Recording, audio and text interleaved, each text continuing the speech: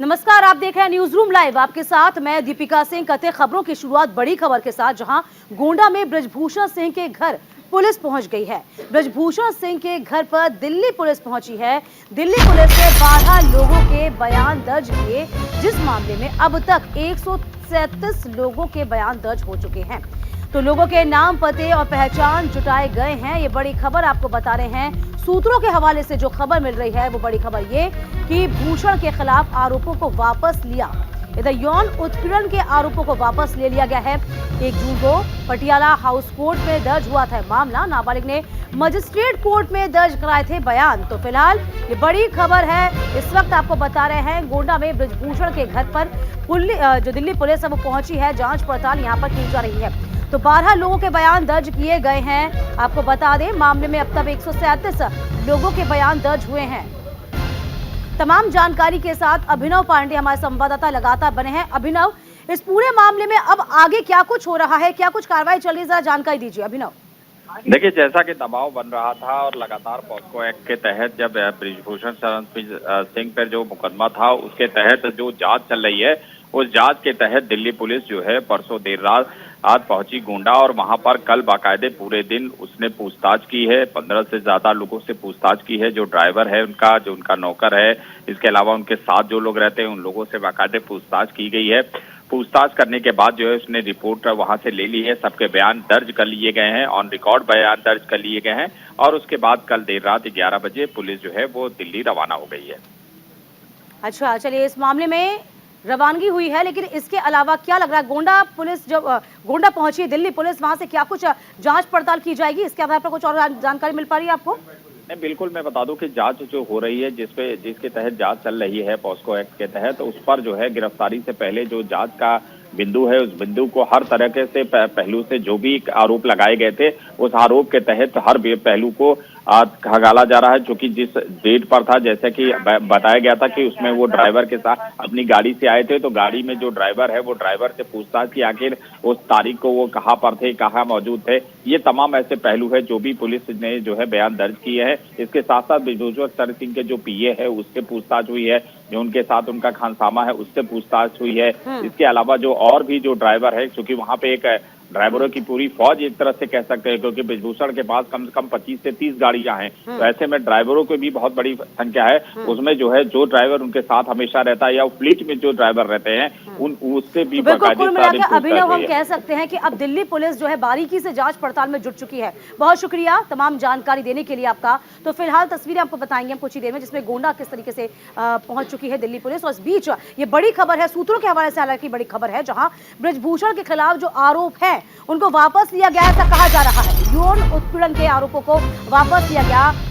1 जून से Patiala house court में मामला दर्ज हुआ था। नाबालिग ने मजिस्ट्रेट कोर्ट में बयान दर्ज कराए थे। तो फिलहाल आपको बता दें कि एफआईआर में बहुत चीजें सामने आई थी और यौन उत्पीड़न के जो आरोप हैं उसे वापस लिया गया है। 1 जून को पटियाला हाउस कोर्ट में मामला दर्ज किया गया था। तो 12 लोगों के बयान दर्ज हुए थे। मजिस्ट्रेट कोर्ट में ये बयान दर्ज कराए थे।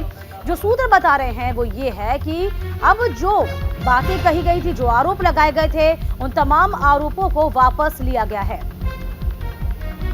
तमाम जानकारी के साथ मनीषा डिंडोरिया हमारी संवाददाता इस वक्त बनी हुई है। मनीषा, देखिए, इस पूरे मामले में कई उतार चढ़ाव अब देखने को मिल रहे हैं। पहले मामला दर्ज होता है, उसके बाद अब वापस ले आता है। कल का भी पूरा घटना का पूरी बड़ी खबर जो रही वो पहलवानों के नाम पे रही। अब आप जो अभी अपडेट आ रही है वो क्या कुछ है?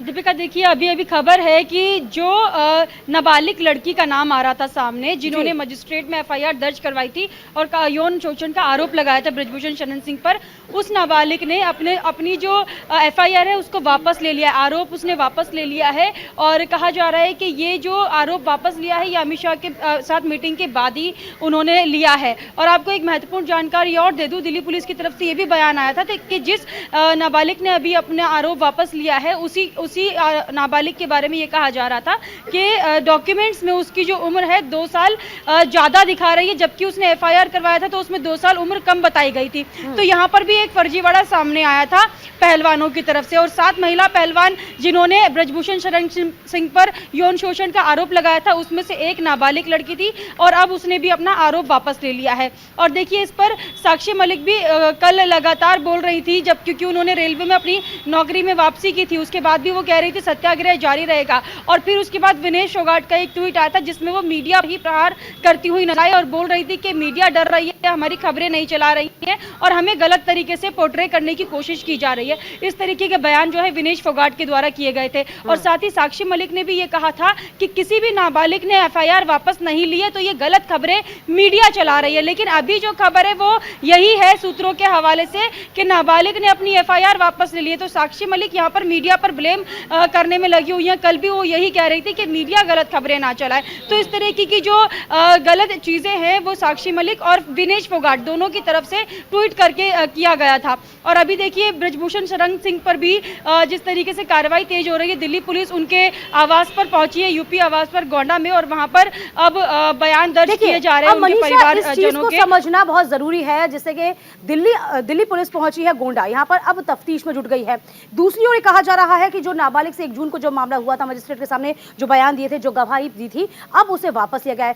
पॉक्सो का मामला बहुत गंभीर हो चलता है, क्योंकि अब यहाँ पर क्या लगता है, इस पूरे मामले में कहीं ना कहीं पेच फंसता हुआ अब दिख रहा है। या तो बचेंगे या तो फंसेंगे, क्योंकि फंस रहे थे। मीटिंग हुई अमित शाह के बाद, तब साक्षी ने वापस नौकरी पर लौट आई, मामला भी वापस ले लिया गया। अब ये जो आंदोलन की दिशा है वो कहां जाती दिखाई पड़ती है?